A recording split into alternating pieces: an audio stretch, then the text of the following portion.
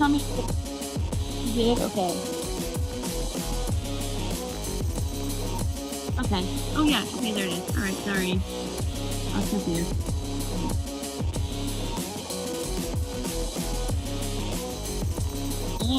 Oh.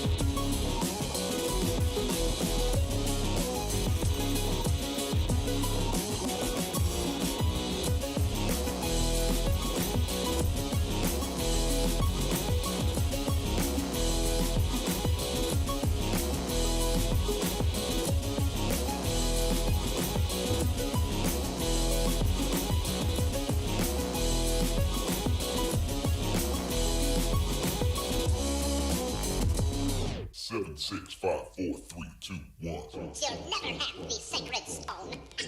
Oh, this you crazy mother.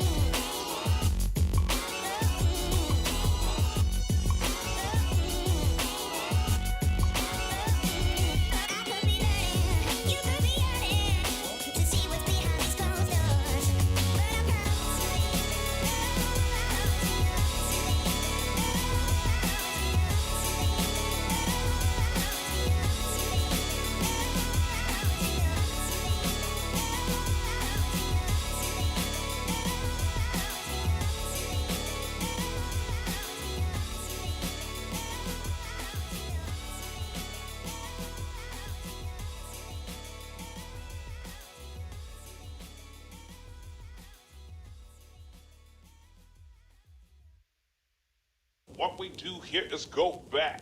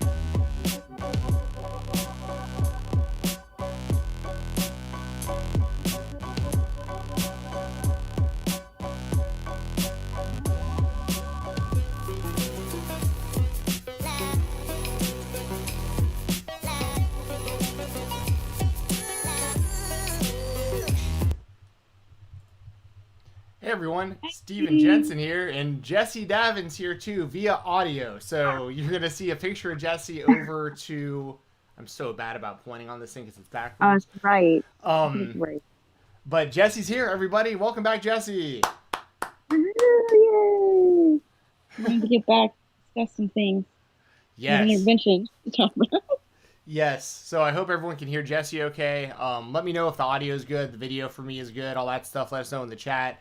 We're going to basically be going through AEW Revolution today, which, me and Jessi talked a little bit before the show. We think it's, I thought it was a great show, but we definitely have to talk about that ending.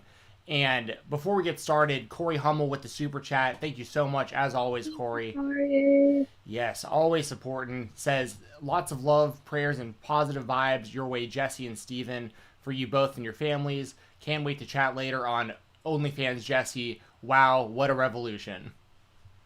Yeah. No, thank you. Definitely was a great pay-per-view with like the most disappointing ending of all time. It was disappointing. It was so disappointing. Yeah. We'll probably actually start off with like that in the main event and kind of work our way down the show, because I know for those of you who may not know, like obviously Jessi's got a lot going on with little Savannah and Scarlett and getting what work did you get done today on your mouth? I had a root canal done. Root canal. Yeah, so Jessi was like on Laughy Gas earlier and like who Yeah, it was lit. So we're probably gonna do about an hour today. That's the plan, y'all. Just to give Jessi time to come in here, say hey to everybody, talk a little wrestling, and then we'll get on out. So as always, the super chats and donations are very appreciated. If you do have any of those, the super chats work right through YouTube. The donation links are in the description below. And if you have any questions, we'll answer those through super chats and donations. If you have any anything you want to say about the show, your thoughts on Revolution, who should have won matches, the ending itself, all that kind of stuff, super chats, donations, we'll make sure to prioritize that stuff for you, and we address every single one of them here live on the air, and then it also gets put in the audio feed when I upload that tomorrow to the Fight Talk podcast feed. So before we get started though, Jessi, how are you doing just in general? Because like it's been so long since you've been here on your own channel. So long. Like I had my stocking injunction granted. I had a baby. Like I'm doing all right. I mean, the only thing other than obviously giving birth, which is just like one whole separate podcast to do. I have a tooth infection that spread to my sinuses, which spread to my ear. So I was very excited actually to get this root canal done. So I'm hopefully on the mend. That's why I sound a little bit stuffed up. I did test negative for COVID, so that's good. I went and got tested, even though I've only been to the dentist's office since I gave birth. I was so paranoid about it. I was like, oh my God, I went to the dentist's office and I got COVID. Oh my God, but I didn't.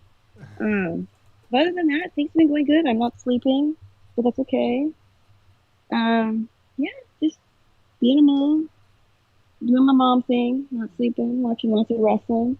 So yeah, doing good. So I missed everybody. I missed you. I missed all the stuff. I've been trying to get in the chat, but it's a little bit difficult, obviously, when your hands are full. So I'm happy to try and be back. Yeah, literally. So I figured I could at least come in through audio. That way, if I have to whip my tit out, I don't have to get off video or, So yeah, I'm happy to be back and talk about this. Yeah, I'm really happy to have you back. I've been saying that pretty much every show. It's like, when's Jessi going to be back? I hope it's soon. Like, people have been asking. And obviously we want Jessi, we want you here on video whenever possible. Yeah. But there's obviously, we all get it. And thank you very much to everybody who's been coming on, like, as a guest and stuff. Yes. So that's been really cool too, just like giving other people a chance to kind of come on here, especially people who watch the show and are in the chat. It's been cool to get some of them on here. Yeah, it's been great. I think that was really sweet, and it means a lot to me too. Like, absolutely means the world to me that people would take time out of their day to basically work. Do some. I mean, it's hard work. It is, especially for you too. Like, you've been the MVP here too. Like, don't sell yourself short. You've held the reins down. You've held it down and kept it going, and we haven't taken a hit or anything like that because you've kept it steady. So the algorithm is happy. Thank God. Yeah, I know, right? And I mean, I appreciate it too, because it gives me a platform where, if I was just to like do this live on like my Twitch channel or like my YouTube channel, like I don't really have a YouTube channel. So like I can't monetize this, for instance, and like on Twitch, I'm on so rarely that like it's great that I was able to come here on this channel where we can continue to talk to the same audience that like has been watching our show together, and then it's something where people can still super chat and donate and get involved in the show because otherwise they wouldn't have that option. So it's really, I mean, I really appreciate it too. Like, and it's giving me something to do because my work is so slow right now. Like, everyone's hurting. I mean, everyone's hurting bad right now because of like everything going on in the world, and that extends out to jobs. Like for me doing a lot of freelance video editing work. The last couple months, like I've been doing it, but not as regular because like the guy who runs the channel, like he's hurting. So it's like, it's just kind of like a big trickle down, So I've had this free time. So it's been nice to be able to just come on here just randomly and talk about wrestling. Yep. Yeah. Yep, definitely. I'm glad. Yeah. Happy medium. Everything works out. The universe. Oh yeah, I agree. My favorite quote like ever is from Harold and Kumar. The universe tends to unfold as it should. Yeah, it's said by, I don't know if you remember the scene, but it's a black guy who is in jail because like he was put in jail because the cops were racist, and this guy's like sitting in the cell with them, and they're like, he's holding a book, like he's reading a book in jail, and like they say that he's got a gun and all this stuff. So this dude just keeps getting screwed over by the system over and over and over again. But that was his quote. It was just like, the universe tends to unfold as it should. Plus, I have a huge cock. So it was like, but that part. Yeah, right.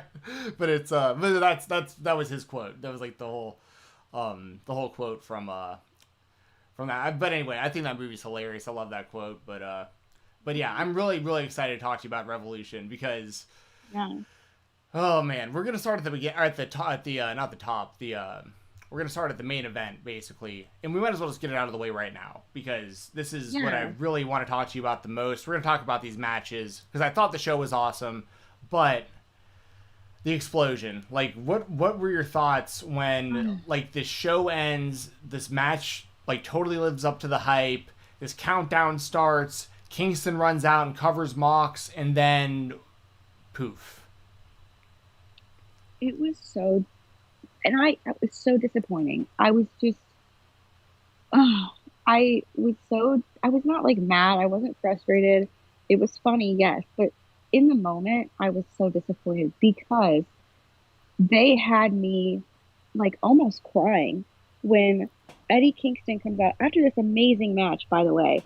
Like that exploding barbed wire death match was unreal. Jon Moxley and Kenny Omega bled for our entertainment and put their bodies. That rope break spot after the One Winged Angel was one of the coolest spots that I can remember in a long time. That was amazing when Kenny Omega hit the One Winged Angel instead of kicking out, because no one kicks out the One Winged Angel in AEW. Jon Moxley puts his foot on the rope to break the pin, and it explodes in Kenny Omega's face. Even the ref sold it. It was great. And Moxley sold it too, because like Moxley was like grabbing his foot because he had to sacrifice his leg to do that. Yes, it was just, there was so many cool spots, and just like in the beginning when they were both avoiding the barbed wire, and there was like that tension. And then, obviously the match ends and I'm all upset, like, man, the ring didn't explode. What the heck? But then obviously they're like, oh, well, it's not, the countdown doesn't stop. The ring, there's no like kill switch on the detonator. It's going to explode. They handcuff him to the ring. Kenny Omega and Gallows and Anderson, they nope out. Who's going to save Mox? Who's going to save? Eddie Kingston comes out. I am emotional. I am like, on the verge of tears. I'm like, wow, this is great. Eddie Kingston's going back, and I started going back to that promo about, their family. They're like bad blood, but their family, and just those two promos that they had going at it when they fought for the championship. And he covers him. He's getting ready to save Jon Moxley. And as soon as those sparklers on the ring post went off, I knew that this was not going to be what I expected. As soon as the fireworks show started, I was like, is Cody coming out? Where's Cody? Is this his entrance? Like, what's going on? And then it was a poof, poof, bang. And I went, no, please let there be more. And there wasn't. And then the announcer starts selling it. And Eddie Kingston's dead in the ring. And I was like, surely this is a mistake. And I go to Twitter, and Twitter's already just burying it to shreds. Oh man, I was just in the moment, I was so like upset and disappointed, and I felt bad because AEW, whether you love it or hate it, it's a little baby right now, and it's all of our babies. As fans, this is our little baby that we are watching grow up into this big wrestling company that we want to love and cherish and see grow old and be successful and do great things, which it's already done. And to see my little baby mess up that bad and do an oopsie that bad, it hurts. It hurts me as a mommy wrestling parent to see my little wrestling baby screw up that bad. I cringed so hard, and I hate cringing. I cringed so hard at that. I feel so bad for Jon Moxley, Kenny Omega, and Eddie Kingston right now. Yeah. Yeah, I mean, you nailed it. Like, there was just so many layers to it. Like, when I'll throw this out there too, just to get this out there so I don't forget to bring it up. But I saw a lot of AEW fans that were like getting really upset on Twitter because of what the WWE fans were saying, because this was, WWE fans, this was like the greatest thing that could have happened, because but I was offending the WWE fans at the end of the night. I was like, yo, like, if people have a problem with this, if I was a huge WWE fan that was tired of AEW talking trash about Mike, like, this is their perfect opportunity to talk trash. Like, dude, this is the equivalent. Not really. You know what? Huh? Not really. You want to know why? You want to know what the rebuttal for any AEW fan to a WWE fan is? You say, yeah, you see how bad that ring spot was? NXT lost to that. Yeah, true. NXT lost to a fucking ring poop. I mean, that's and true. And now they're on Tuesdays. No, that's true. But I'm just saying, like, I don't really have a problem with WWE fans, like, taking their opportunity, because the truth of the matter is, pretty much every time I actually, like, take the time to watch Raw, that's me to WWE. I mean, that's me saying, I'm just sitting there like, this sucks. Like, this is a terrible show. I very rarely have anything great to say. Now, I've been very happy with Bobby Lashley becoming the champion, and I've said that. I wanted him to be the champion before he won the title. Like, no problem. But it was just funny to kind of see on Twitter everyone arguing over it, and I just kind of sat back and was like, at the end of the day, what's going to wind up happening is they'll figure out a way to explain it by Wednesday, whether it's Kenny Omega making a weak explosive, and they'll have to explain away like the commentary and make up something about how Kingston like had like a panic attack or something like during the countdown and passed out before the explosion or something. They're gonna have to make some sort of story up, right? Like, to explain this. Yeah. But after you explain it, you never mention it again. You never show it again. You, like, as far as the rest of time is concerned, AEW Revolution ended right when Omega pinned Moxley. Like, we never talk about that explosion again. The one positive that came out of this, though, is you can tell they're going to do a tag team with Kingston and Mox, and I think that would be awesome. Yes, or some kind of alliance. It's going to be great. Yeah, I'm excited. I've heard Moxley. Excited to see where this goes. Moxley in like recent interviews before Revolution was talking about how like he wanted a tag team, like, because that's like the one thing he hasn't like done in AEW. Yeah, so. Oh yeah, he was a Shield. Yeah. Oh. And even with the Shield, he was more of like, during their main run, he was the U.S. champion, and it was mainly Rollins and Reigns as the tag team. They did a lot of 6-man matches, but that's the thing. Or as Kenneth the Bastard 1 says in the chat, I think that'd be hilarious too. I think they need a bigger explanation, because so basically what he says is BTE's just gonna say it was Nakazawa, and that would be genius, because but you'd have, it's such a niche audience, like not everyone's gonna get that. Because like when Matt Sydal, for instance, when he came out and he botched that shooting star press on his debut on BTE that week, they explained it by having Nakazawa put oil all over the top rope. So like that's what made Evan or Matt Sydal, slip off the ropes. They've covered up botches multiple times by having Nakazawa be the reason that there was a botch. So they could do that, but once again, it's just too niche. Not everyone's gonna get it. Yeah, not everyone's gonna get it. I don't know. I don't know how you explain it away. My headphones are dying, so I'm gonna go ahead and disconnect them and just go on my computer audio. Okay. Can you hear me okay? Yeah, I can still hear you. Can you hear me all right? Yeah, I can hear you fine. Yeah, I put my explanation on Twitter as to what I think the explanation should be, and it sounds like that's the way they're going. It sounds like, with Tony Khan's press conference at the end, it kind of does seem like that's where they're going. But I mean, we'll just have to see. I mean, I do have faith in AEW to, right this wrong. There is a part of me though that kind of wants them to just like embrace the meme Yeah. and like roll with it, but I don't think that they'll want to, because I heard on Wrestling Observer Live that Kenny Omega was absolutely furious at the end. Like he was like legit furious at what happened. So I don't know how they write this off, but I hope it's something. I don't know how they explain away commentary. I guess that's something you kind of have to ignore. Yeah. But we shall see. Yeah, you're actually coming through clearer with the audio this way than you were before. What? Really? Yeah, that's interesting. Jordan Lasseter says that as well. Yeah, I can hear you clearer too. Well, dang. Okay. Sorry about that. Cool. Well, there's earbuds in my AirPods. Now we know. Yeah. Now we know. But yeah, I mean, like you said, as far as the match, I thought the match was done really, really well, and they didn't go like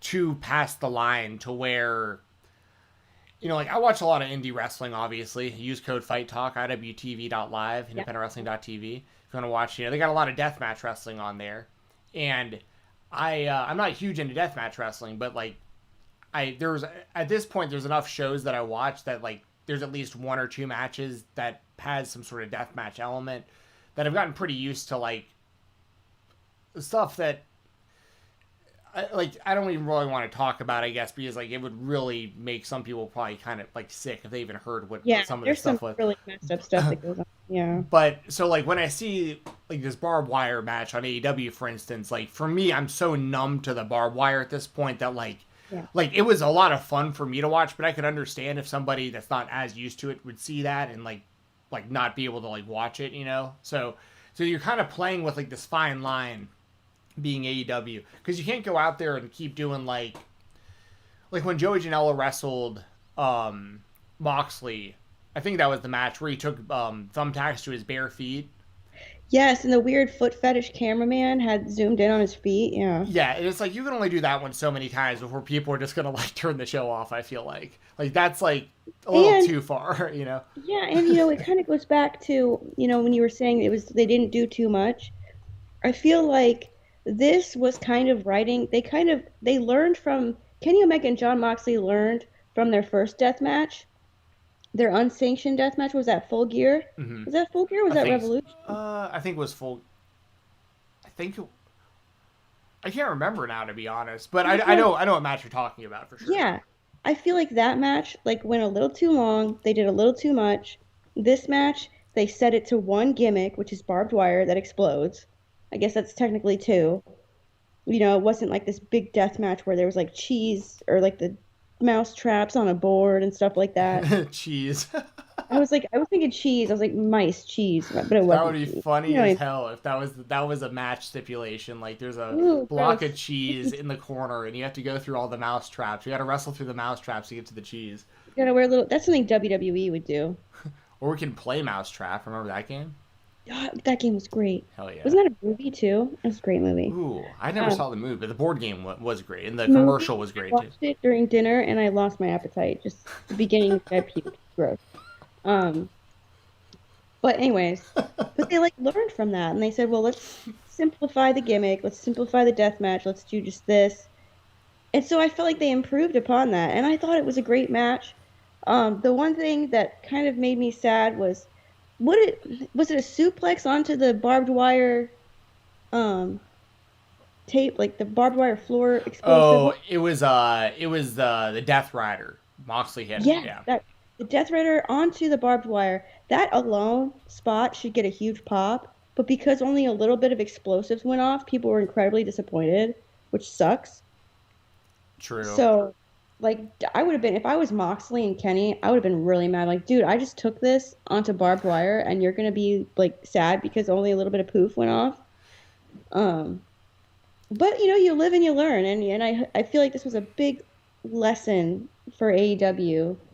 Um, it's just one of those things where don't have this big match. And I think Brian Alvarez said it best: don't overpromise and underdeliver. I mean, WWE has learned perfectly never to overpromise because their pay-per-views, I never look forward to them, and my bar is extremely low, and they end up being pretty dang good because my bar is so dang low. Exactly. So, Except and for I when think, they marketed the best wrestling match of all time before it happened. That was a pretty yeah, overpromise. like I think the last time that happened to me in WWE was AJ Styles and Shinsuke Nakamura at WrestleMania, and I was so disappointed by that match. Yeah. Same. So, so you're like setting yourself up for disappointment. I think that's I, it's a great problem to have for AEW. It's a great problem to have to be held up to this standard so high that anything less than perfect is considered a letdown. But at the same time, it's a problem because not everything's going to go right every time. And not everything is going to be this, 5-star match. So it'll be definitely interesting to see how AEW can work around that. And I think Tony Khan kind of, and no fault of his own, being enthusiastic about his signing and enthusiastic about this death match and stuff, he needs to tone it down just a little bit. I mean, he is a fan too, but he needs to kind of take that fan level and just go to, I'm an owner too, you know? Yeah.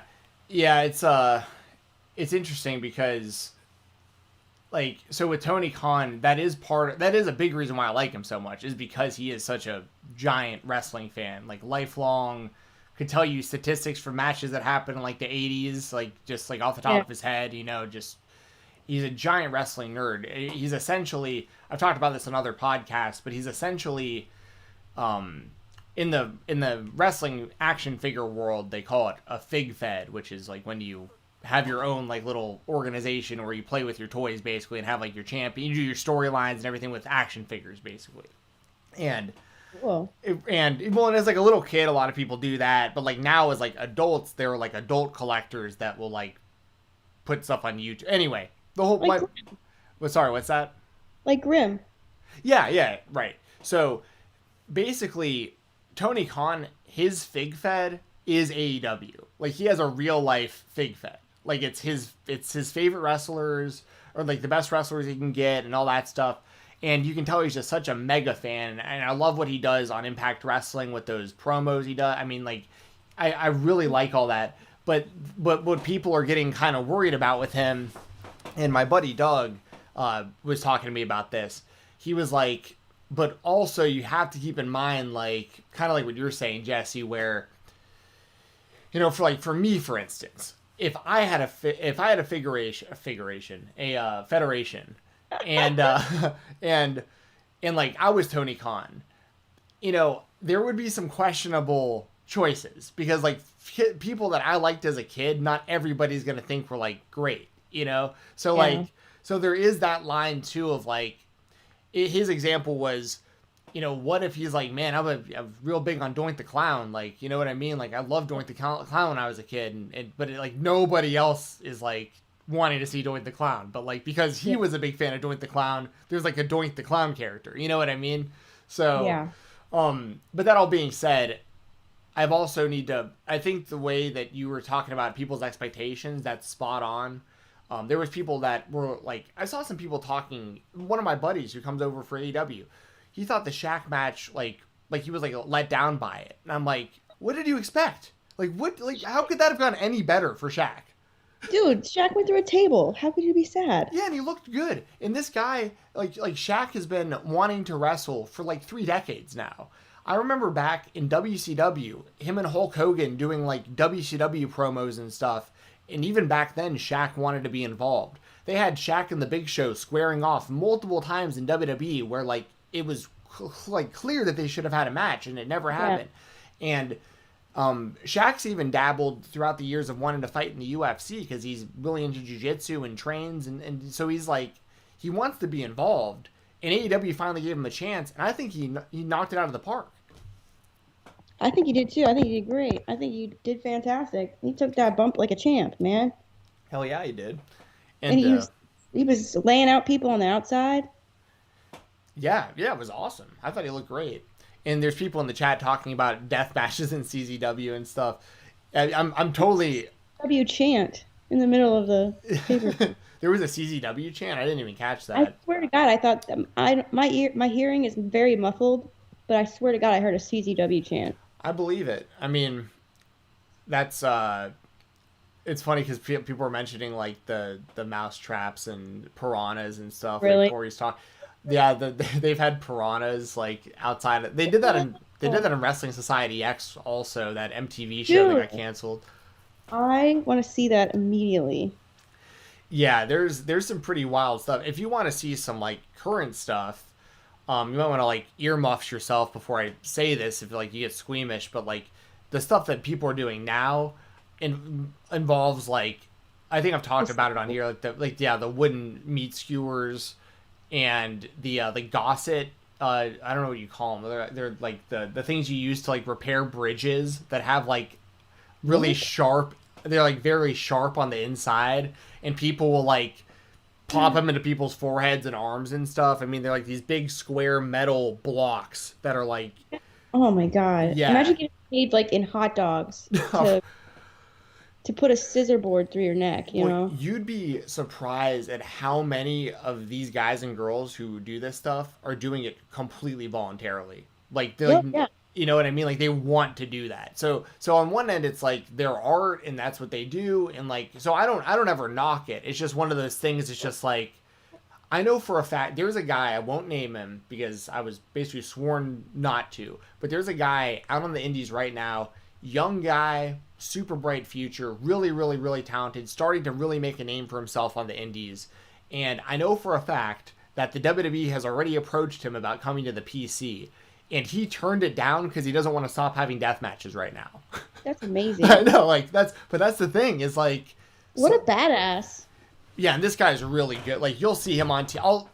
Whenever he gets signed, I'll tell you who. Oh, I'll tell you off the air who I'm talking about because. Yeah. But it's just one of those things. That's like some of these guys and girls just they just love it, and like they know that they're for most of them, their amount of time that they're going to be able to, it's kind of like an NFL running back. Like, you know, you have kind of a window there where you can like do this before it gets real bad on your body and stuff. So, yeah, anyways, Corey, yeah, be careful about sending the highlights though. If you're sending like through Twitter and stuff, like I don't want you to get in any trouble. Some of this stuff's pretty grim. That's what these people do.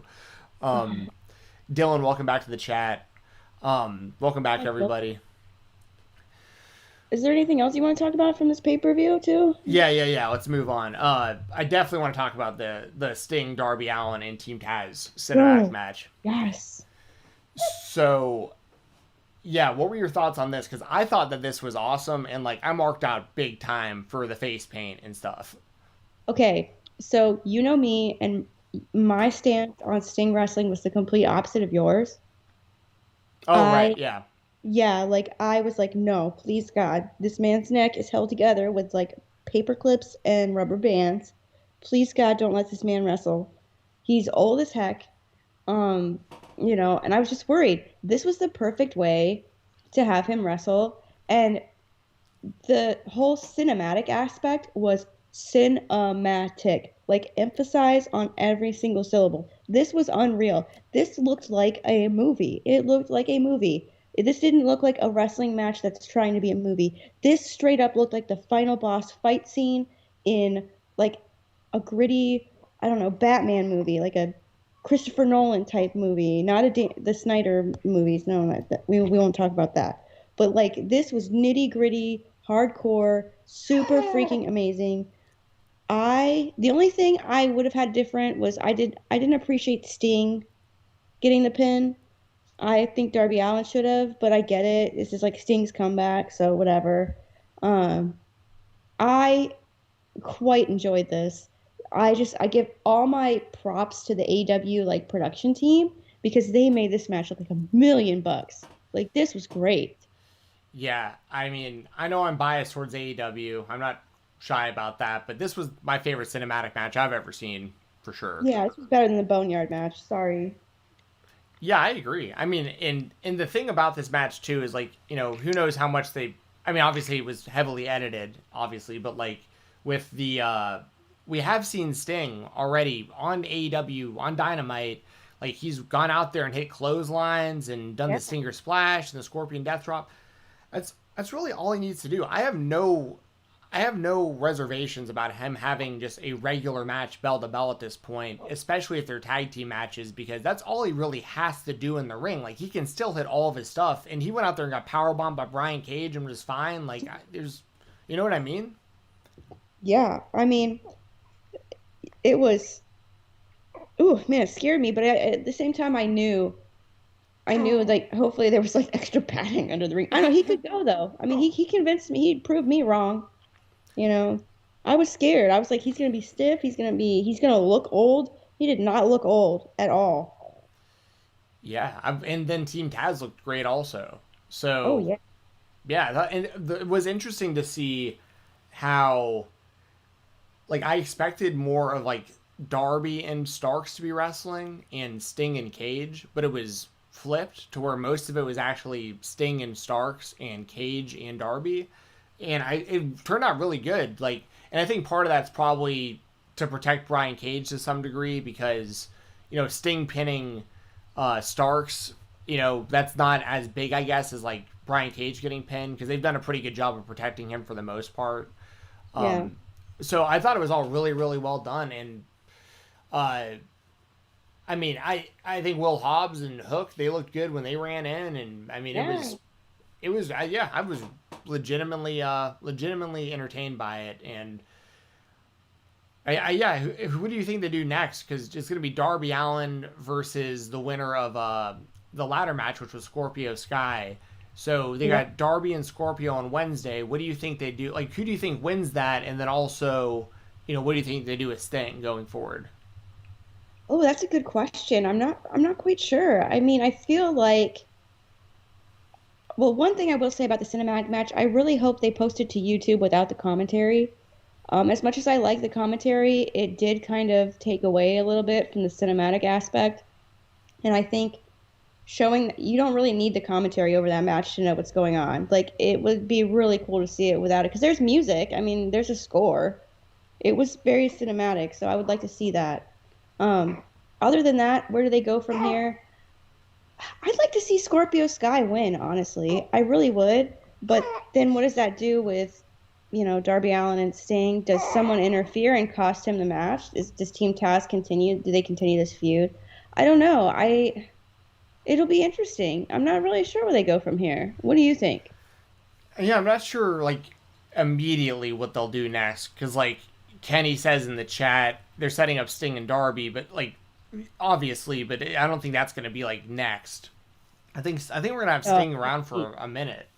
Um, like Sting's last match should be Darby. Like Sting should lose to Darby in his last match, and I think that would make sense for everybody. That would be the right thing to do. That would shut a lot of people up. That would shut a lot of people up who are complaining that it's all elderly wrestling, even though they've signed two older people. Yeah, Like, okay. And that would be the perfect way to kind of put your talent. I don't know. Maybe they do something with Christian. I don't know. yeah. We'll talk about him in a second because like he was obviously the big signing for the show. Yeah. Um, Well, here's another signing. yeah, we'll talk Ethan too. I mean, I was really happy about that.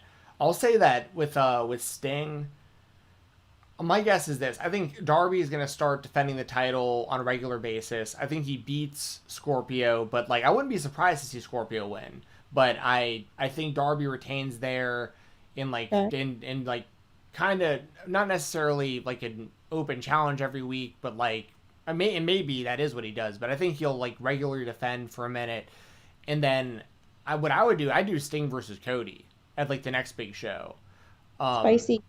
Yeah, because Cody's favorite wrestler, like they've teased it a little bit already, and Sting could beat Cody 1-on-1, and like it wouldn't hurt Cody at all because Cody's gonna be like one of their top guys no matter what happens. Cody. Exactly. So if the match is good and the story's good, because I can also see like they're planting the seeds for a Four Horsemen where they've got FTR and Sean Spears and Tully and Arn are all looking aligned and they've been throwing up the four.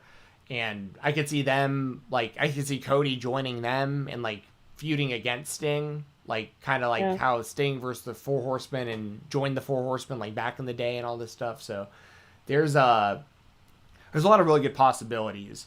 So that's the next big thing I would probably do if they can set it up would be Cody turning full on heel, joining up, them doing their whole Four Horsemen thing that I thought they should have done like months back, and then but they feud with Sting. I think that'd be interesting. That would be interesting. I like that. Yeah, we'll see how that goes. Maybe that'll happen, maybe it won't. But what we do know happened, like we mentioned a second ago, Scorpio Sky won the ladder match, grabbed a literal brass ring, which was really funny. It was Sonic ring. And that's what I said too. That's so funny. I think it was like a giant Sonic ring. That thing was huge. What? It's like, damn, they really took that and went with it. Like, did you see the most current Sonic movie, like that just came out with Jim Carrey? No, the one they redid. No. Yeah, it was okay. Like I watched it recently just because I had nothing better to do. But the rings in that movie were like little rings. I was like, they should have had these AEW rings in that movie. That'd been badass. But yeah, the big news out of this one, outside of Scorpio Sky winning, of course, is Ethan Page debuting in AEW. What do you think about Ethan Page being the mystery sixth man for the ladder match? I am so happy for him. You know how I feel about his YouTube channel, and how I feel about some of the stuff that he does, like outside of the ring. Like as someone recovering from an eating disorder, I think it's incredibly unhealthy and it scares me.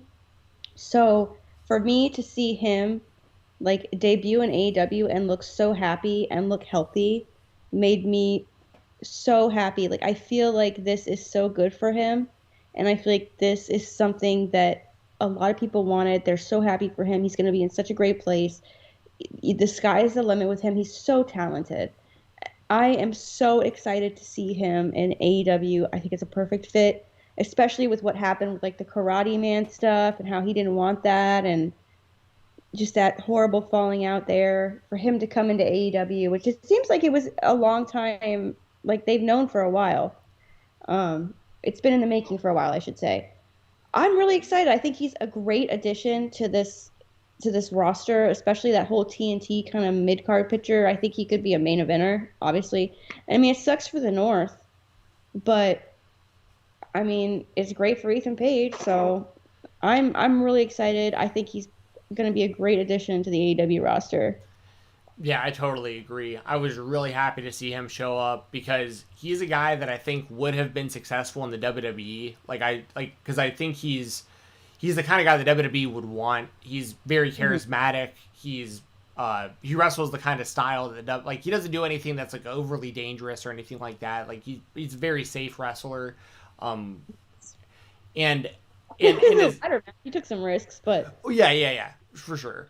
But like in general, you know what I mean? He's not out there doing like, super risky off the top rope moves and all this stuff that like the WWE would want to tone down and that kind of stuff. Like because he's so charismatic, I think he would make a good character. Like they could give him a really stupid gimmick, for instance, and I think he'd make it work because he's just like that talented when it comes to. Yes, he could totally make any stupid gimmick work. He reminds me, like in that way, he reminds me of like a Fandango. Yeah, not kinda. Like yeah. Yeah. Like, take go with it and make it good. True. Yeah, and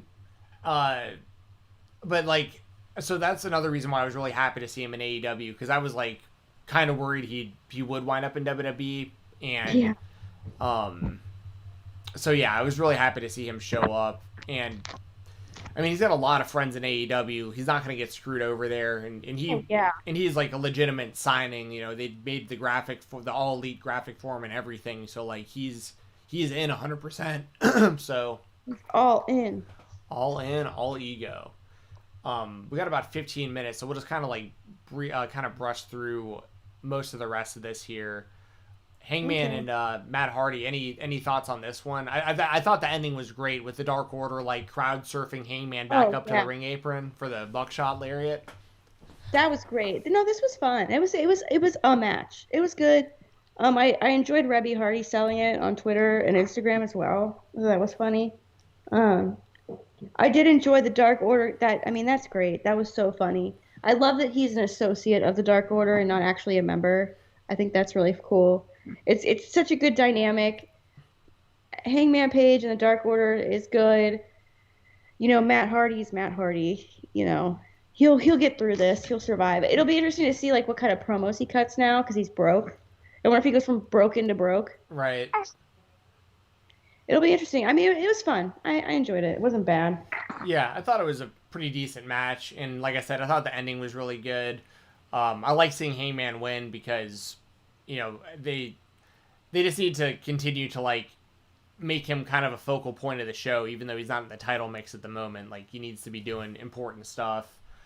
And just because it isn't listed here, what were your thoughts on Christian being the big signing? Like, because obviously a lot of names got thrown out, like Brock Lesnar and CM Punk, Yeah. and there's even people saying like John Cena and stuff. Like, so what did you think about when Christian was the one who came out? Well, I said on Twitter, I said if it's anyone less than a Brock Lesnar, a Kurt Angle, like a CM Punk, then people are gonna be disappointed. And I'm gonna be mad. I feel like Christian was just like at that point where I'm not mad. I think it's actually really great.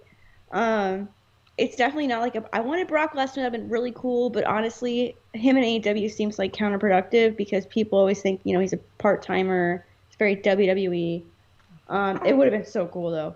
But I do think Christian is a huge name. I think it's a big deal. It sounds like the locker room really is excited to have him there. He's a great asset in the ring and out of the ring. And my baby's trying to poop. But I think I'm excited to see what they do with him. I'm real excited. I think there's a lot of potential. I think, outwork everyone. What does that mean? What's he gonna do? I'm excited to see where this goes. And I don't think it was disappointing in the slightest at all. I'm not disappointed at all. I'm not as mad as I thought I would be. I'm very relieved it wasn't like Big Show signing himself.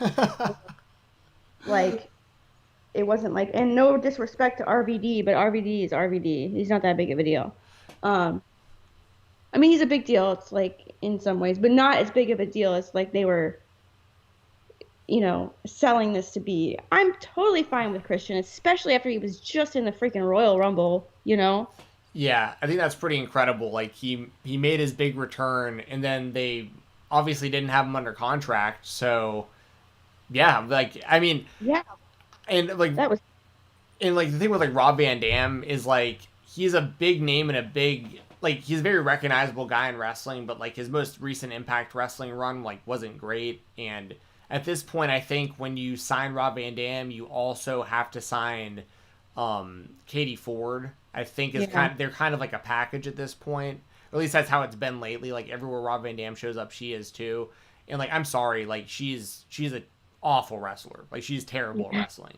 Like I don't mean I'm not trying to be mean, but I don't think anybody would disagree with me on that. So like it's there's a lot of layers there with Rob Van Dam now. I think he's totally content just like having threesomes and like with these strippers and stuff. Like that's what he does now. Like that's his life. So it's like I mean, I'm not hating on his personal life at all, but No, I love RVD. I love him so much, but it's just he wasn't the signing that's like a big cow. Those are big shoes to fill. yeah, And he exactly. fills shoes, but he fills them with joints. You know what I mean? Yeah, which I mean, once again, I think is awesome. Like, I think Yeah. he's killing it like in life, but as a wrestler, he's Oh almost yeah. becoming kind of like a parody of himself. Like, I don't know if you've seen him lately, but he's got like designs like weaved into his ponytail and stuff, and like is like it's looking like he's trying to be a parody of himself almost. It's kind of He's strange. embracing the meme.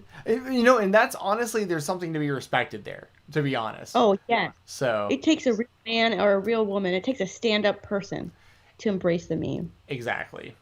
So But yeah, I was fine with Christian. He's gonna have really good matches with people. And apparently, I mean, I've heard Randy Orton talk about it. I've heard, I think maybe Kane as well. There's a lot of wrestlers that will say that Christian is their favorite person to wrestle in their whole career because he's just super easy to work with and he has great ideas and he's always like in there to make the other guy look good. So I think he's going to help out AEW tremendously, and he's very well respected. So a lot of people are going to want to work with him. So yeah, I was fine with it. You know, I had my hopes up pretty high too, but I was also pretty realistic going in, thinking like it very well could be Christian, and if it is, I'm not going to be disappointed about that. Yeah, definitely. I think Christian is a big name. I mean, it's not the, grando name, like the marquee name that people expect, but when you think about it, it really is. Like, it's just not your first incantation or whatever. You know what I mean? Yeah, when people forget, like, he had a great run in TNA, and Yeah. he used the same entrance music and stuff, like, when he came out last night, which I thought was pretty cool. So, it's good to see Christian Cage back. And then, once again, we got about 10 minutes or so, so we'll kind of run through these two real quick. Miro and Kip Sabian defeating Orange Cassidy and Chuck Taylor. Like, I didn't think that this was great, but I will say, this is the best Miro's look since he's been in AEW, in my opinion. Yeah, I agree. This was, it was there. It happened. It's clearly starting the Miro push. It had a purpose, and it fulfilled its purpose, and that's all you can ask for. Exactly. And it looks like Miro and Sabian will probably split up very soon because of Miro pushing Kip into Penelope and all that stuff. So, and hopefully that's what happens. I think that's the best thing that could happen for Miro. He needs to just go out there and just destroy Kip Sabian. Yeah, just separate yourself from that whole thing, you know what I mean? Exactly. Shida and Mizunami. What did you think about this one? Great. I enjoyed it. I thought it was a great match. I saw her at Double or Nothing, and I thought she was great then. I thought this was great. Shida winning, expected it. And then was this the one where everyone came out at the end? All the women? I legitimately can't remember. I think all the women came out and started beating each other up, and I really liked that. Oh, yeah, too. yeah. Because, Thunder Rosa came back out because they had the match. Scared of her. Yeah. Yeah, that's right. I forgot that I happened. liked it. I wish the women's tournament had gotten a little bit more, of a spotlight. Kind of sucks that it ended with, nothing really happening, but it was good. Matsu Ito coming out also in the beginning of the pay-per-view was cool too. We forgot that was the pre-show. Yep. I can't wait to see more of her. She's in the Dark Order now. Yeah, I haven't seen the new BTE yet, but I saw that she pops in the lair or whatever they call it, their hangout. It's pretty cool. Yeah, I enjoyed it. Phoenix. Oh yeah, this was the Battle Royal. I was like, there wasn't a tag team match with the Death Triangle. What did you think about Phoenix winning 4 Death Triangles? So it's going to be Phoenix and Pac taking on the Young Bucks. It looks like coming up soon. I'll tell you what, I'm not a big fan of battle royals, but okay, it seems like people are conflicted about this the clock. I like the clock. It kept them accountable, but it did make the match kind of rushed because you could tell people are trying to hit their spots within the 90 seconds. I wanted Jurassic Express to win, but that ending, man, they really turned it up. They turned it up. They made this battle royal so good. That ending was unreal. I had so much fun watching this match. Oh my god, it was great. I think that was probably one of the best. It was the best battle royal that AEW's put on, I think. Oh wow, yeah. I mean, I can't really dispute that. I'd have to really think about it, but AEW's done a pretty good job with their battle royals and stuff like that.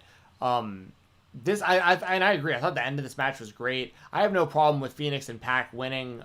Jungle Boy and Luchasaurus I like a lot, but I feel like there's still more there with them and FTR and what's been going on with that. Oh, that's a very good point. So I think they'll still be highlighted as in a major feud with them. So I don't think it's going to really hurt Jurassic Express. Yeah. And I also don't expect Phoenix and Pac to win the titles. So I think we'll just wind up getting a really, really good match between those four whenever it happens. Oh, yeah, that's a guaranteed barn burner right there. Hell yeah. Well, and speaking of the tag team titles, this is the last match to kind of. I mean, we kind of can touch more on the pre-show match if you want as well, but the Young Bucks defeating Chris Jericho and MJF. I thought this was a really well done match too. Like I thoroughly enjoyed this. I thought this was a great opener, and I thought they told a lot of good stories with like Jericho accidentally hitting Wardlow with the Judas and all that stuff. I mean, what did you think about this match and the Young Bucks retaining? I thought this was a really fun match. Like you said, I thought it was a great opener. I was kind of shocked, but it feels like the Young Bucks are always opening the pay-per-views because they're a solid opening team. Like Yeah. you're gonna get a good match out of the Young Bucks. You're gonna get like you're either gonna get like a really really great match or you're gonna get a good match that'll like get you going. Like okay, I'm ready for this pay-per-view.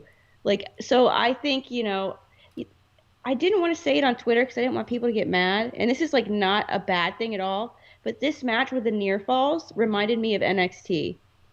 Like it Yeah. reminded me of an NXT tag team match kind of. I know it sounds like really bad, but with all the near falls. And it was so good though. It was really good. And I really liked it. Yeah, I liked it too. And the finish was like pretty simple. Like they did a lot of really cool moves and like I said, a lot of great storytelling. And then the finish was great because like by the end it was like everything had been done, all the moves had been hit, and the Young Bucks like were finally like the last one standing. Like they hit the Melter driver, 1, 2, 3, Yep. middle of the ring, and this is also going to lead to the Inner Circle on Wednesday having some sort of like town hall. And Right. I mean, my prediction is that MJF's about to kick Jericho out of his own group. What do you think? Yep. What do you think is going to happen? So I think so too. I and it's funny you said that like the finish was really simple because my husband was here and he was watching. He goes, that Meltzer driver, that's a pretty simple move. He said the same thing. It ended not complicated, but yeah, I think that this is MJF's power move.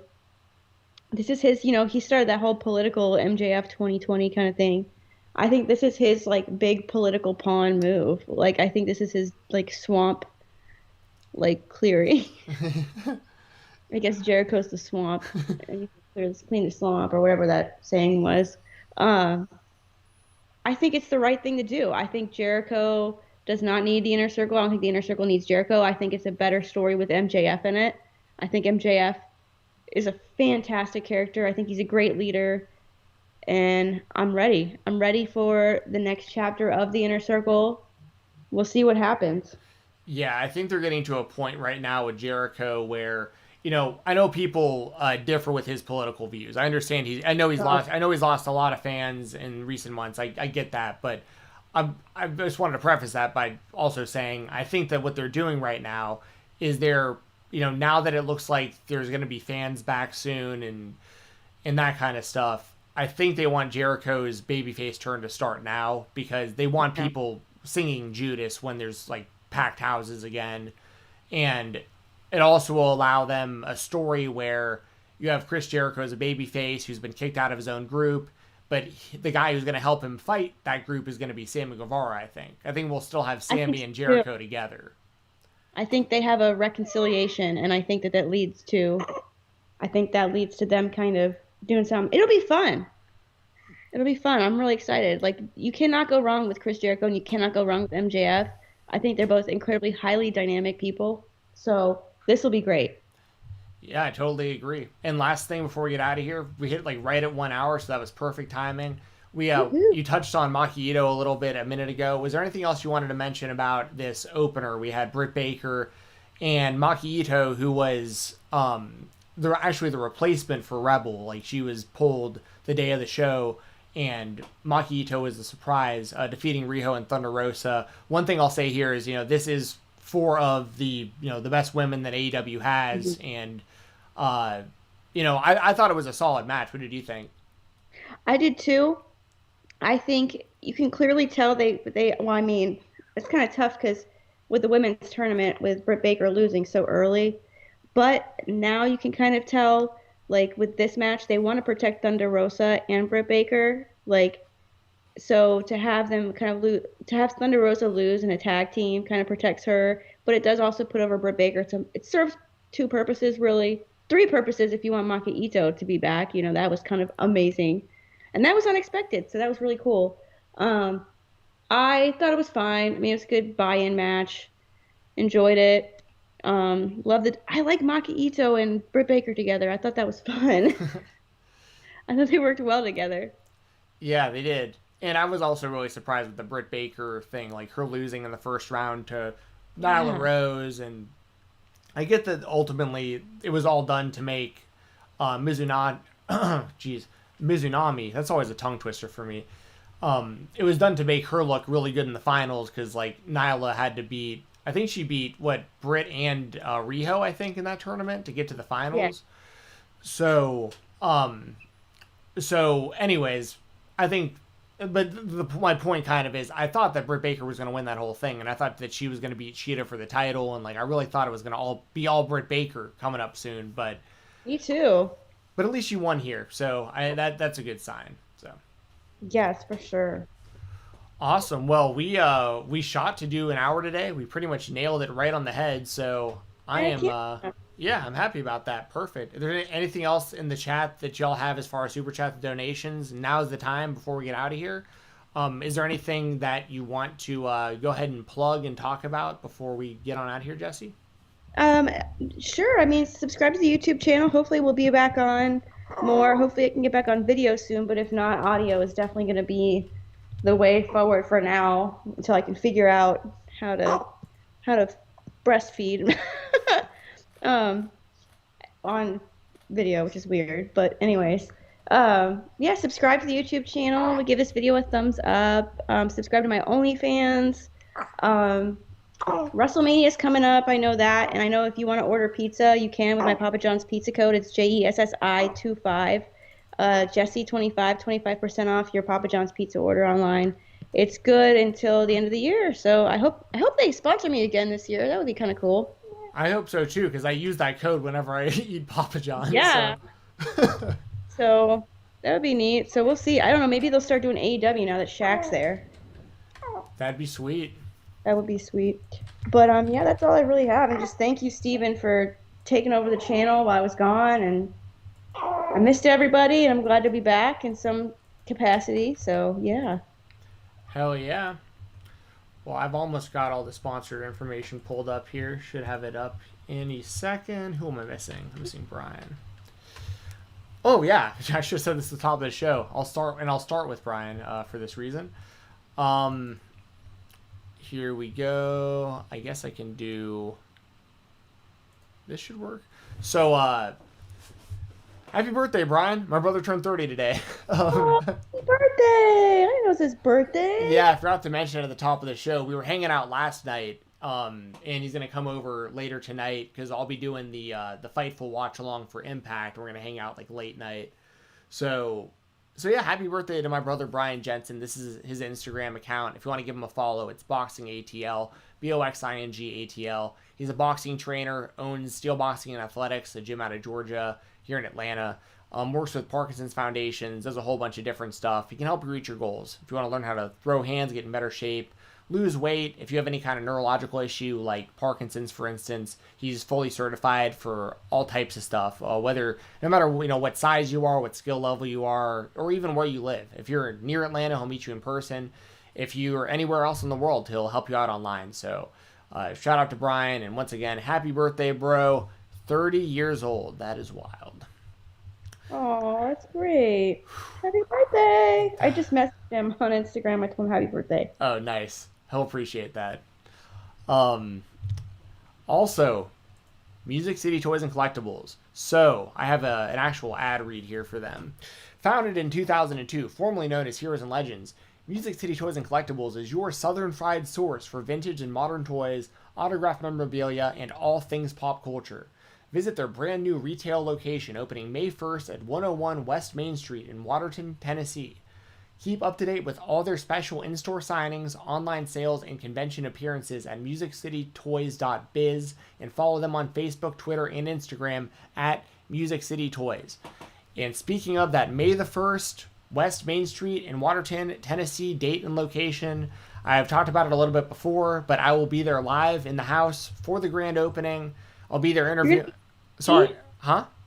You're gonna be in Tennessee? Yeah. Oh, haven't I told you about this? No. Oh, geez. So yeah, so I'm gonna be there it's in the Nashville. It's in Nashville basically. Oh, okay.